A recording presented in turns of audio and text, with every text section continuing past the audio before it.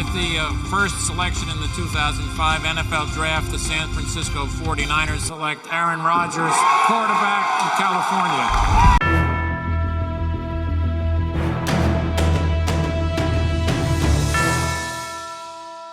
Arguably the best quarterback not only of 2018 but of all time, Aaron Rodgers has routinely led the Green Bay Packers to the top of the conference, even with what are usually considered below average rosters. I mean, the man had Ty Montgomery, a fine receiver, as a running back in 2016.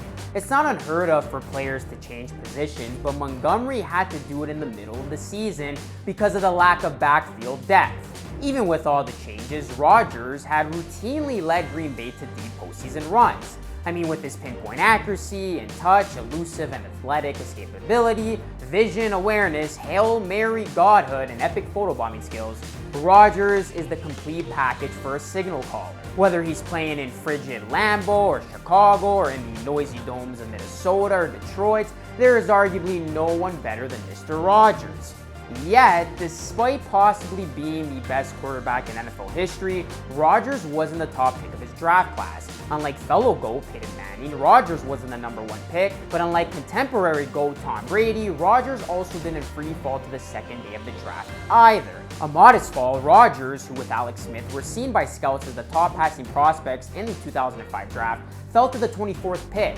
There aren't a lot of memorable scenes at the draft, but the camera shots of a clearly frustrated Rodgers watching his classmates get called up lives in the history of the ceremony. A lot of teams botched on not selecting the eventual two-time league MVP and Super Bowl MVP. I mean, with the number 2 pick, the Dolphins selected Ronnie Brown, a solid running back who famously gutted the Patriots with the Wildcat formation. But do you blame them for having their running back throw? Their quarterbacks the year before included Sage Rosenfels and AJ Feely. The same can be said for a lot of teams who passed on Rodgers, including the Browns with an aging Jeff Garcia and in his prime Kelly Holcomb, the Bucks with an aging Brian Griese and a young Chris Sims, and the Cardinals with John Navarre and Josh McCown.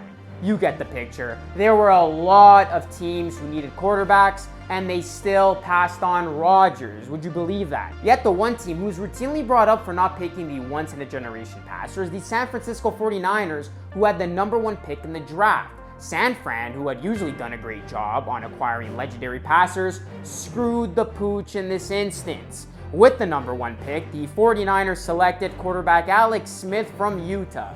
Smith has lasted close to 15 years in the NFL, has been a multiple-time Pro Bowler, and has led teams to a few playoff wins. However, as good as Smith has been, he has never reached the Hall of Fame levels of Rodgers, and for a while, 49ers fans would flinch as Rodgers would throw a 40-yard bomb for a score, while Smith lacked the big play flair, driving down the field 4 yards at a time. However, as much blame as the 49ers get for passing on Rodgers, there's no guarantee that Aaron would have had the same success in the Bay Area. Rodgers had the privilege of studying under legendary gunslinger Brett Favre, and he was also in a situation with a lot more stability. How's it going, guys? It's Luca Rosano, and as circumstances are a big part of what makes the player, we at TPS ask, what if Aaron Rodgers was drafted by the 49ers? I really felt like after my interview with the 49ers that there was no way that they wouldn't pick me. It was going to be a perfect fit, me and San Francisco, my childhood team, and I was going to be wearing the red and gold. I dreamt about being the quarterback of the San Francisco 49ers. So you can imagine my disappointment in 2005 when they decided to go a different direction. Just to make things sink, we'll have the 49ers draft Rodgers with the number 1 pick and have Smith fall to the 24th spot to the Packers in this what-if timeline. In this scenario, Rodgers is playing under head coach Mike Nolan, the man who tried to revitalize the trend of head coaches dressing in suits on the sideline. Unfortunately for Nolan, his desire to make his colleagues resemble Hank Stram was just as successful as his coaching record. In the real-world timeline, Nolan went 18-37 and has never had a coaching job since he was let go by the Niners. However, in this what-if scenario, Nolan does become an improved figure thanks to acquiring Rodgers. Though the 49ers have little-known players like Arnez Battle and Rashad Marshall as wideouts, they also have a young Frank Gore and a solid receiver in Brandon Lloyd.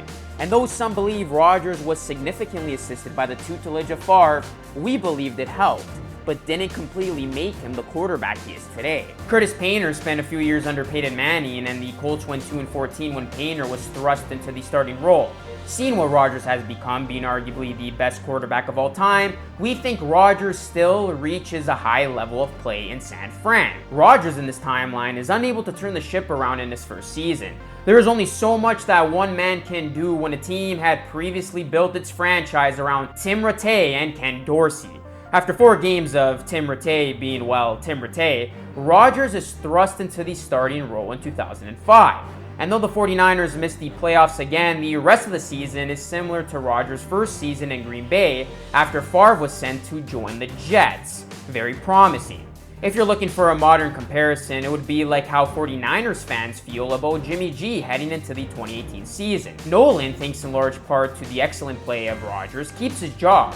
However, like Barry Switzer and some will argue Mike McCarthy, it is viewed that the talent is making the coach and not vice versa. This means unlike Alex Smith, who had 5 offensive coordinators by the 2009 season, just his 4th season as the team's primary quarterback, Rodgers' play helps maintain a level of stability around him.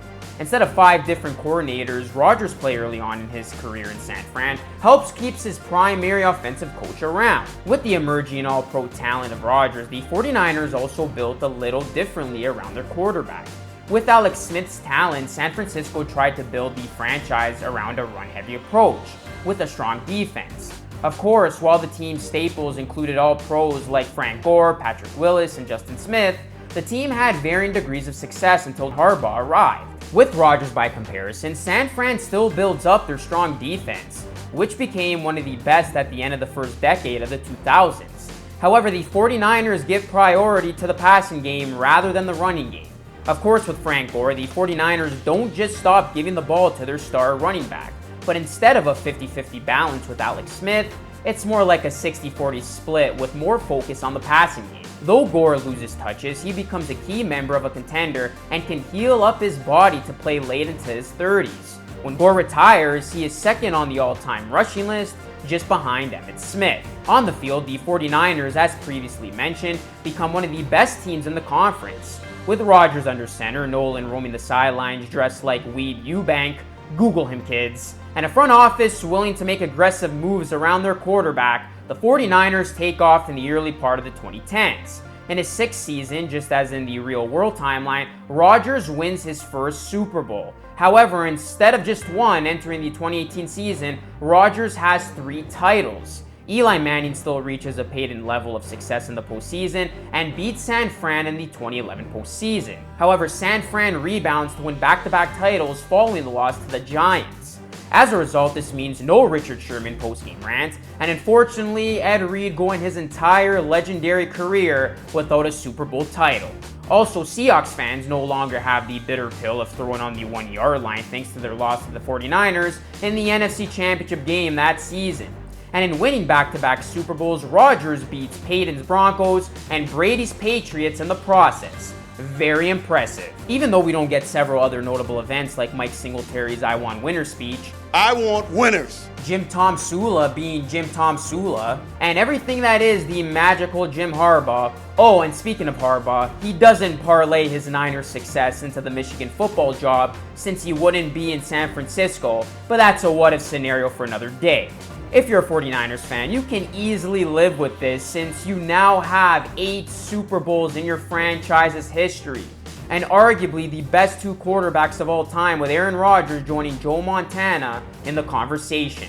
Thanks to getting an earlier jump in his career rather than holding a clipboard on the sideline for 3 seasons while waiting for Favre to depart, Rodgers is also higher on the all-time list in several statistical categories. Entering the 2018 season, Rodgers would be closing in on the 50,000-yard passing mark and entering the top tier on the all-time passing list with around 390 passing touchdowns. Regarding Rodgers' fellow draft classmate Alex Smith, he also gets a pretty good ending too. In the meeting of an immovable force against an unstoppable object, Alex Smith's conservative style against Favre's gunslinging habits, it is the student who adapts more to the master, rather than vice versa. In 2005, with 14 seasons under his belt, Favre is still Brett Favre. That's not going to change. However, Smith, watching from the sidelines, sees that Favre's big play habits, while sometimes soul-crushing, also does a lot more good than harm. Smith adapts parts of Favre's style to his own game and becomes a player like borderline Hall of Famer Tony Romo, a Pro Bowl caliber passer who makes mistakes but makes a lot more big plays than errors. And like Romo, Smith still fails to win a Super Bowl title, though he is able to make multiple deep postseason runs. Like the 2004 and 1984 quarterback draft classes, the 2005 QB draft class of Smith and Rodgers turns into one of the best head-to-head rivalries in the league. Even though quarterbacks are never on the field at the same time, the Rodgers-Smith rivalry becomes the modern-day version of a long history of elite quarterback rivalries, which include Staubach, Bradshaw, Marino, Montana, Young, Aikman, and Peyton Brady.